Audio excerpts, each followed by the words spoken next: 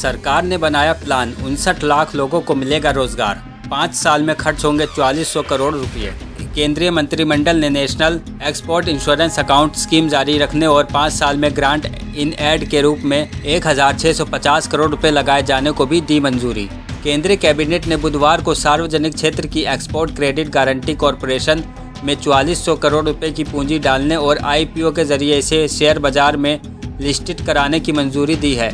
प्रधानमंत्री नरेंद्र मोदी की अध्यक्षता में मंत्रिमंडल की बैठक के बाद केंद्रीय मंत्री पीयूष गोयल ने कहा कि सरकार 2021-22 से 5 साल में ECGC में 4400 करोड़ रुपए पूंजी डालेगी। पंजाब कांग्रेस के अध्यक्ष बने रहेंगे सिद्धू, CM चरणजीत को दी गई मनाने की जिम्मेदारी।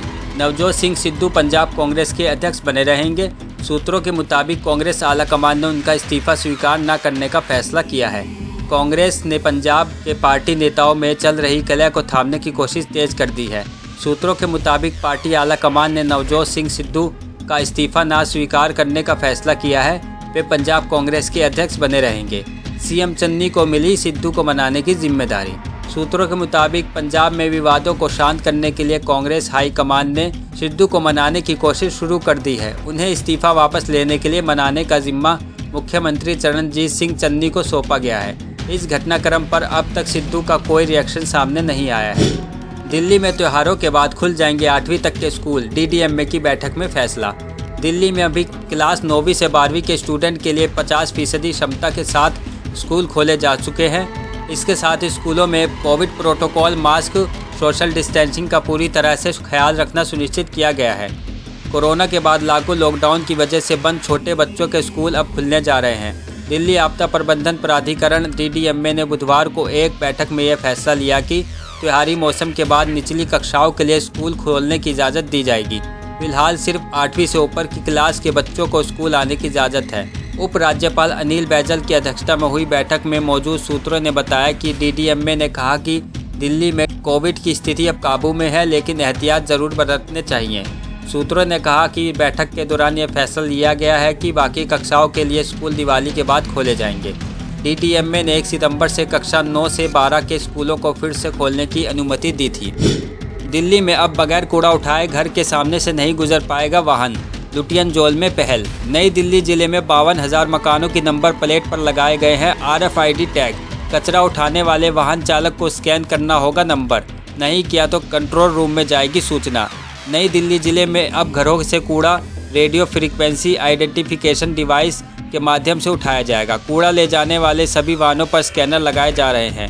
घरों की नंबर प्लेट स्कैन करने के बाद ही कचरे के वाहन आगे बढ़ सकेंगे। अगर इसमें कोताही हुई तो तत्काल सूचना कंट्रोल रूम में पहुंच जाएगी। अगले 15 दिन में क्षेत्र के सभी घरों से कचरे की सफाई के लिए पहल की जा रही है। स्वच्छता अभियान के तहत लुटियन जोन में यह पहल की जा रही है। इस सुविधा से लोगों को घरों से कूड़ा उठाने की चिंता नहीं सताएगी।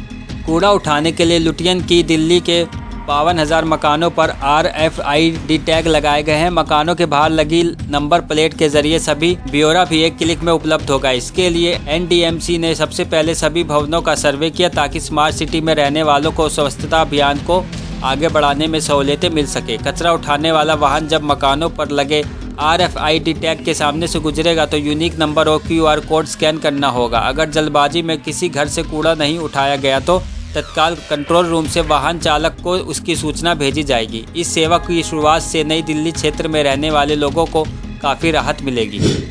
भारतीय डाक विभाग के UP सर्कल ने निकाली बम्पर भर्तियां।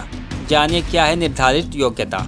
सभी दस्तावेजों के साथ आवेदन पत्र 5 नवंबर को या उससे पहले उपर्युक्त पते पर पहुंच जाना चाहिए। इंडिया पोस्ट UP सर्कल भर्ती आयु सीमा postal assistant, sorting assistant, postman के पद के लिए आवेदन करने वाले उम्मीदवारों की आयु 18 से 27 वर्ष की होनी चाहिए। MTS स्टाफ के लिए उम्मीदवार की आयु 18 से कम और 25 से अधिक नहीं होनी चाहिए।